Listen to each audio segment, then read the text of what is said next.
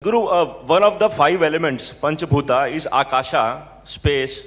And in one of your YouTube videos, I've heard you, you say ether, you mention ether about space in Akasha.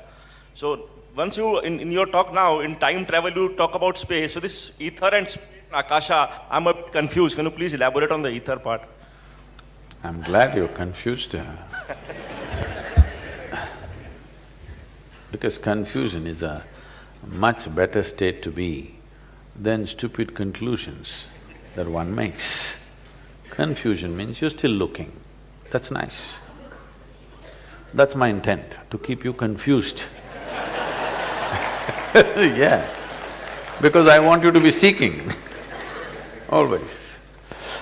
Nobody said Akasha is space, we said Akash is ether. That's not an appropriate translation, but reasonably. Ether is not space, ether is a certain dimension of existence, subtle. When we say space, we are talking about kala or non-existence. We are talking about Shiva, that which is not. When we say Akash, we are talking about that which is. Here you are.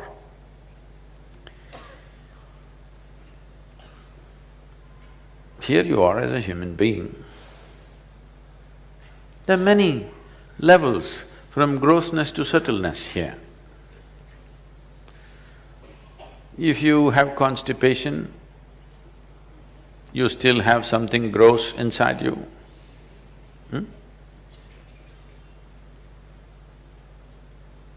Above that, there is a little more refined aspects of body. Above that, there is a lung full of air. Above that, there's a brain and thought and emotion and so many things. And there is life going in and out. And there is Akasha involved. There is water, there is physical material, there is air, there is temperature, there's fire, and there is Akash which makes this. Don't try to understand that, just get this right, because this is a mini cosmos.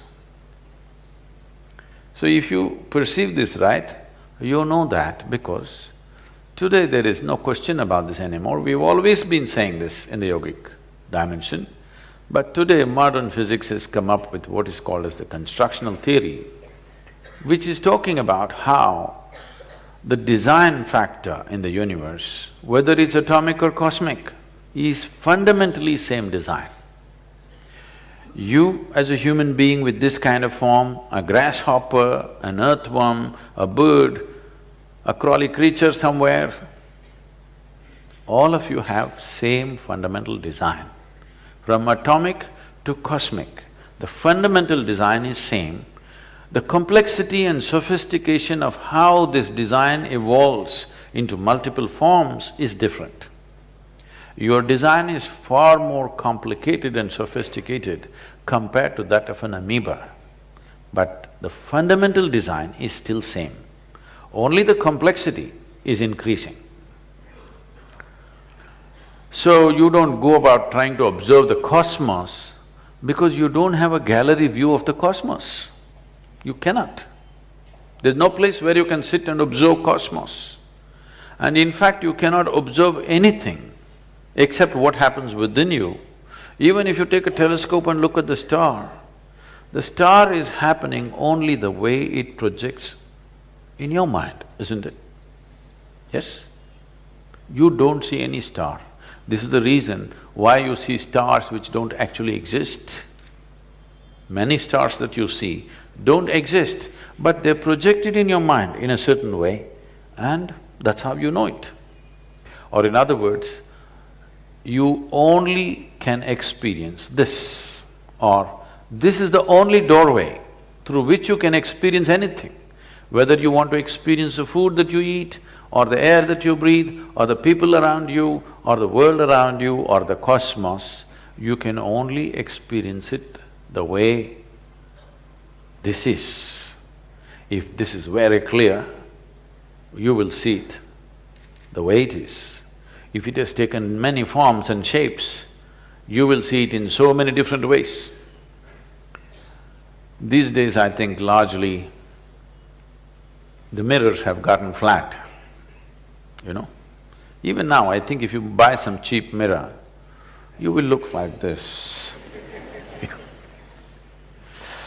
But if you get certain types of concave mirrors, you can definitely reduce your weight in a day. You just go stand, you look like a dash-on.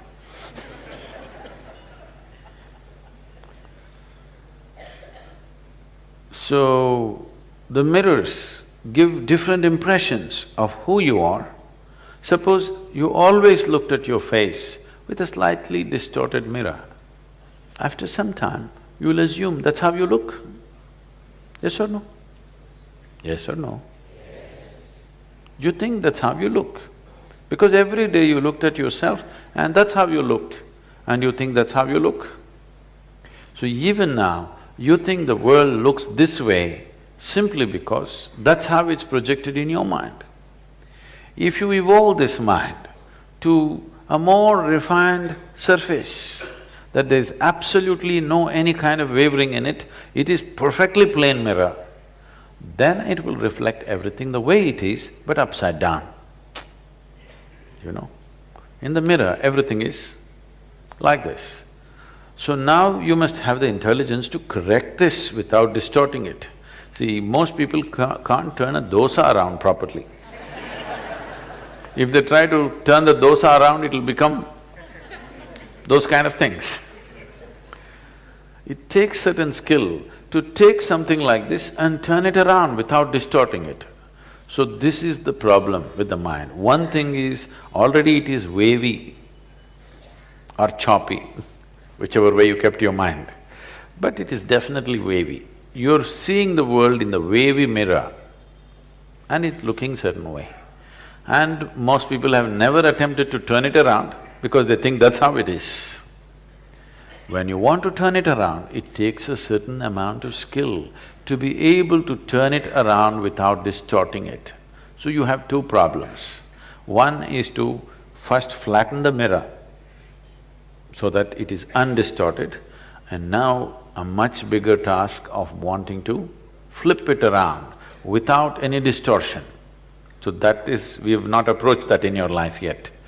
First to make the mirror absolutely without distortions. We still working on that one. Is this air very much a part of you as a life? Those who do not say anything, we're going to throttle you.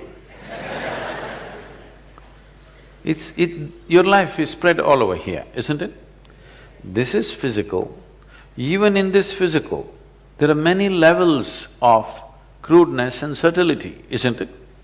There are very gross elements in the body, there are subtler elements in this body, there is thought, there is emotion, there is air that you breathe. Or in other words, life is always from a hardcore crudeness to many subtleties. Depends how much you spread, that is how much subtlety you have in your life. How wide your wings spread, that much of subtlety is possible. So now what we're referring to as Akasha is a subtle dimension of life. If you suck out the Akasha, you cannot exist here. If we suck out the air from this hall, you cannot exist here. Though you cannot see it, still it is more vital than your hair, I'm sorry.